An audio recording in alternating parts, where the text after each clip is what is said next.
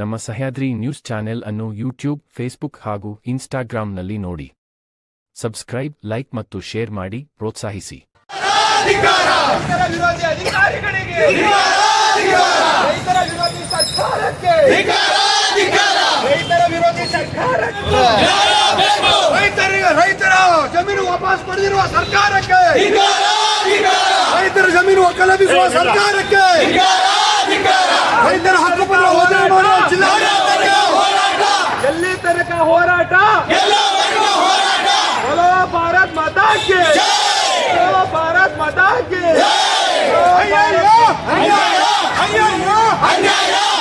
ಚೂರಿ ಹಾಕುತ್ತಿರುವ ಸರ್ಕಾರಕ್ಕೆ, ರೈತರ ಬೆನ್ನಿಗೆ ಚೂರಿ ಹಾಕುತ್ತಿರುವ ಸರ್ಕಾರಕ್ಕೆ, ಕೊಟ್ಟ ಹಕ್ಕುಪತ್ರವನ್ನು ಕಸಿದುಕೊಳ್ಳುತ್ತೆ ರೈತರ ಬೆನ್ನಿಗೆ ಚೂರಿ ಹಾಕುತ್ತಿರುವ ಸರ್ಕಾರಕ್ಕೆ, ರೈತರ ಬೆನ್ನಿಗೆ ಚೂರಿ ಹಾಕುತ್ತಿರುವ ಸರ್ಕಾರಕ್ಕೆ, ರೈತರ ಸಮಸ್ಯೆಗಳ ಬಗ್ಗೆ ಮಾತನಾಡಿದ ಜನಪ್ರತಿನಿಧಿಗಳಿಗೆ, ಶಾಸಕರಿಗೆ, ಮಂತ್ರಿಗಳಿಗೆ, ಸಂಸದರಿಗೆ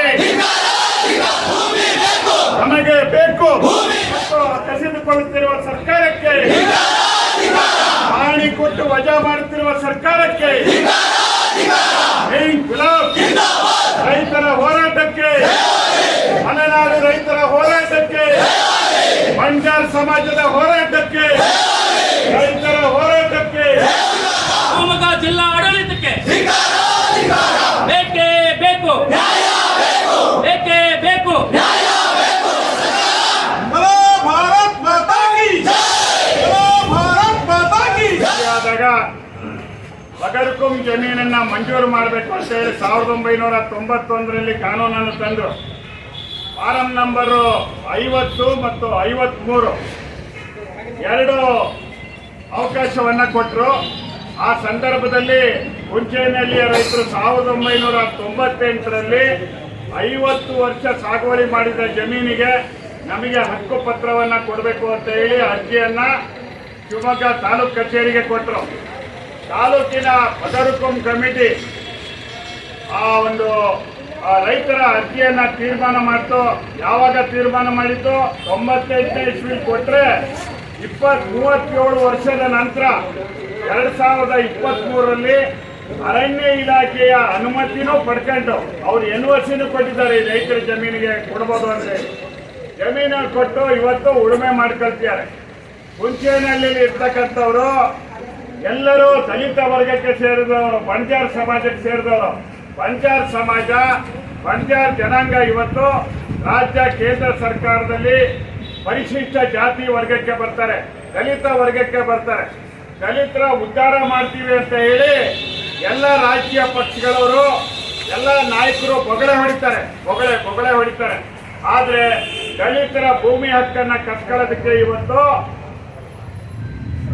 ಆಗ ನಮ್ಮ ಶಿವಮೊಗ್ಗ ಉಪವಿಭಾಗಾಧಿಕಾರಿ ಆದಂತ AC ಅವರು, ಫಾರೆಸ್ಟ್ ಅವರು ನಮ್ಮ ಜಮೀನಿದು ಅಂತ ಹೇಳಿ ಅರ್ಜಿ ಕೊಟ್ಟ ಕೂಡ ರೈತರಿಗೆಲ್ಲ ನೋಟಿಸ್ ಅನ್ನ ಕೊಟ್ಟು ಇವತ್ತು ವಜಾ ಮಾಡಿ ರೈತರನ್ನ ಬೀದಿಗೆ ಬರುವಂತೆ ಮಾಡಿದ್ದಾರೆ.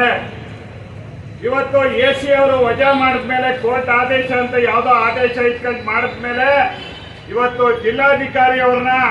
ಜಿಲ್ಲಾಧಿಕಾರಿ ಜೊತೆಗಿರ್ತಕ್ಕಂಥ ಉಸ್ತುವಾರಿ ಸಚಿವ ಮಧು ಬಂಗಾರಪ್ಪನವ್ರನ್ನ ಕೇಳಿದ್ರೆ ಕೋರ್ಟ್ ಅಲ್ಲಿದೆ, ಕೋರ್ಟ್ ಮಾಡಿರೋದಕ್ಕೆ ನಾವೇನ್ ಮಾಡಕ್ಕಾಗಲ್ಲ, ಕೋರ್ಟ್ ಆದೇಶದ ಪ್ರಕಾರ ಅಧಿಕಾರಿಗಳು ಮಾಡಿದ್ದಾರೆ ಅನ್ನೋ ಮಾತನ್ನ ಇವರು ಆಡ್ತಿದ್ದಾರೆ.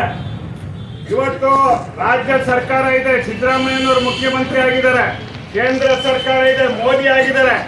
ಎಲ್ಲರೂ ಕೋರ್ಟ್ ತೀರ್ಮಾನನೇ ಮಾಡಿದ್ದಾರೆ, ಎಲ್ಲದನ್ನು ಕೋರ್ಟೇ ತೀರ್ಮಾನ ಮಾಡಿದ್ದಾರೆ. ಇವರೇ ದನ ಕಾಯಕ್ಕಿರ್ಬೇಕು, ಮುಖ್ಯಮಂತ್ರಿ, ಪ್ರಧಾನಮಂತ್ರಿ ಈ ದೇಶದಲ್ಲಿ. ಕೋರ್ಟ್ ದೊಡ್ಡದಲ್ಲ, ಜನ ದೊಡ್ಡವರು. ಪಾರ್ಲಿಮೆಂಟ್ ದೊಡ್ಡದಲ್ಲ, ಜನ ದೊಡ್ಡವರು. ಅಧಿಕಾರಿಗಳು ದೊಡ್ಡವರಲ್ಲ, ಜನ, ರೈತರು ದೊಡ್ಡವರು. ಹೀಗೆ ಇವತ್ತು ರೈತರನ್ನ ಬೀದಿ ಪಾಲ್ ಮಾಡ್ತಕ್ಕಂಥ ಇದ್ದಾರೆ. ಶಿವಮೊಗ್ಗ ಗ್ರಾಮಾಂತರ ಪ್ರದೇಶದಲ್ಲಿ ಶಾಸನ ಸಭೆಯಲ್ಲಿ ಅವರು ಮಾತಾಡ್ಬೇಕಾಗಿತ್ತು, ಮಾತಾಡ್ಲಿಲ್ಲ. ಹಿಂದಿನವರು ಮಾತಾಡ್ಲಿಲ್ಲ. ನಮ್ಮ ಜಿಲ್ಲೆಯ ಯಡಿಯೂರಪ್ಪ ಮಾಜಿ ಮುಖ್ಯಮಂತ್ರಿ ಹೇಳ್ತಾರೆ, ನಾನು ಬಗರ್ಕುಂ ಚಾಂಪಿಯನ್ನು, ನನ್ನ ಕೈಲಿ ಬಗೆಹರಿಸಕ್ಕಾಗಲ್ಲ ಈ ಸಮಸ್ಯೆ, ಉನ್ನತ ಮಟ್ಟದಲ್ಲಿ ಬಗೆಯಿರಬೇಕು, ಮುಖ್ಯಮಂತ್ರಿ ಏನಾದ್ರು ಬಗೆಹರಿಸಬೇಕು ಈ ತರ ಸಮಸ್ಯೆ ಅಂತ. ಬರೇ ಕುಂಚೇನಹಳ್ಳಿ ರೈತರದಲ್ಲ, ಸುಮಾರು 50,000 ಕುಟುಂಬದ ರೈತರ ಜಮೀನನ್ನ ಹಕ್ಕುಪತ್ರನ ಪಾಣಿಯನ್ನ ವಜಾ ಮಾಡೋದಕ್ಕೆ ಶಿವಮೊಗ್ಗ ಜಿಲ್ಲೆಯಲ್ಲಿ ಎಲ್ಲ ತಯಾರಾಗಿ ನಿಂತಿದೆ.